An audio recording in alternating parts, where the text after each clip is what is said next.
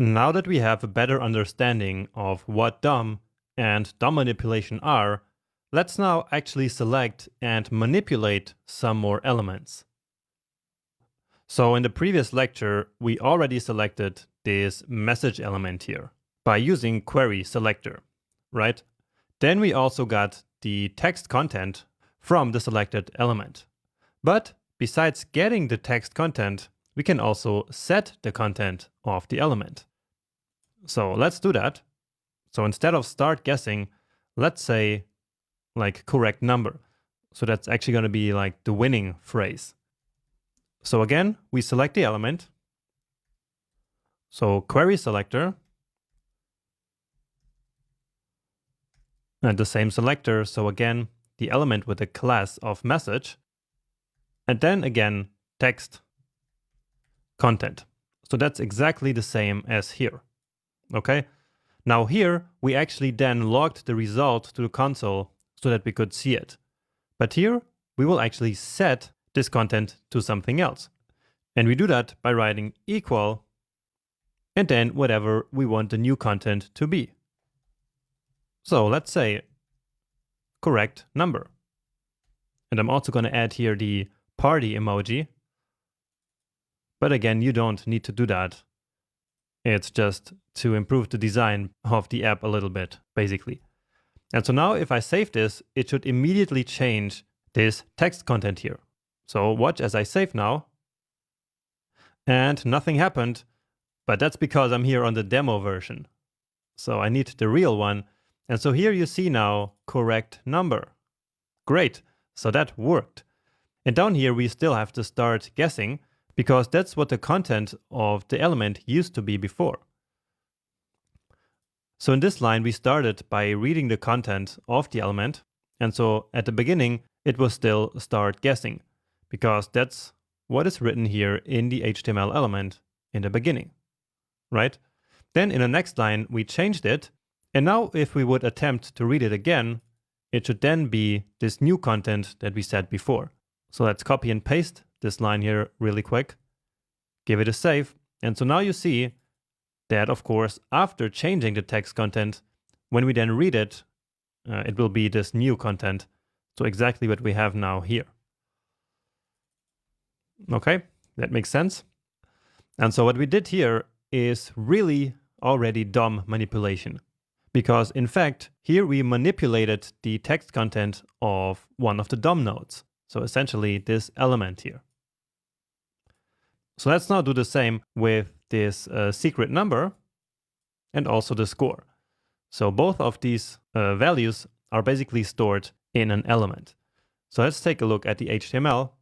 And so this is what I was telling you in the beginning, that we would need this HTML to basically get the class names of all the elements that we are interested in.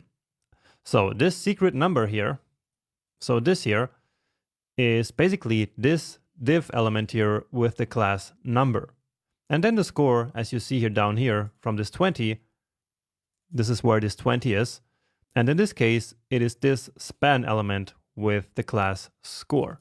So now let's go ahead and select the elements with the class number and score. Okay, so that's exactly what we did before. So query selector with the class number. And just to experiment some more with this, let's actually set it to something. Let's say 13. And then document.query selector dot score. And by the way, there are also other ways of selecting elements, but we will talk about them in one of the next projects. And let's set this element also to another value. Oh, and actually I'm forgetting the text content here. So we cannot set the entire element because the element has way more than just the content. So I really have to say that the text content should be 13. So text content. And now as I reload this, this should be 13 and this 20. Let's actually set this to another number. Otherwise we wouldn't see it changing. And indeed, we get 13 and 10 now. Great. That's amazing. So doing some great DOM manipulation here. And now let's move on and do the same actually with this input field. So an input field, as the name says, is where we can input some data. And so actually we can also get the data from here, and we can of course also set it. So let's just see how that works, and it's very similar. So as always, we start by selecting the element. And now we need to get the class name of this element. And so that is, it's right here. So it has the class of guess. And as I said, it's an input element.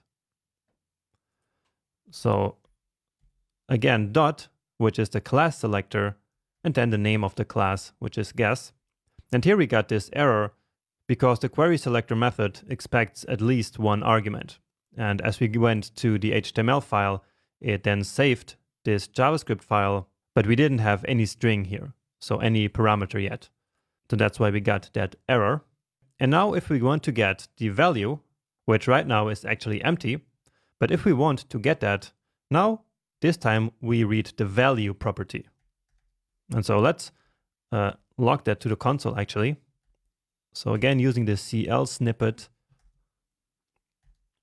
And if we reload this now, yeah, we just get this like empty value here because there is really nothing in there.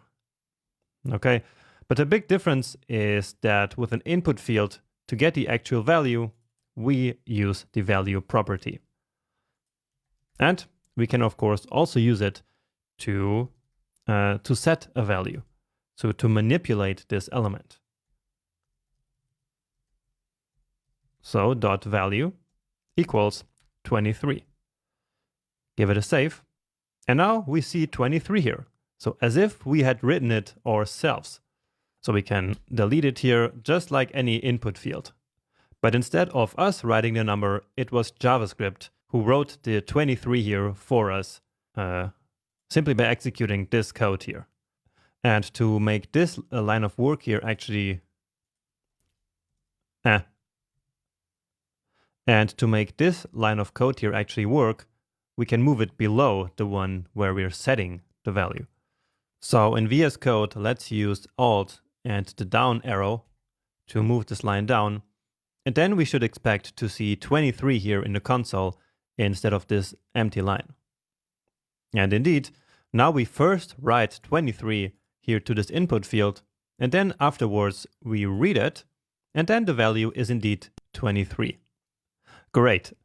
But now what if we actually wanted to get this number here, for example, to log it to the console whenever we clicked on this button?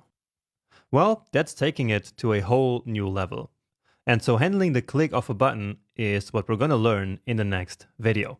See you there soon.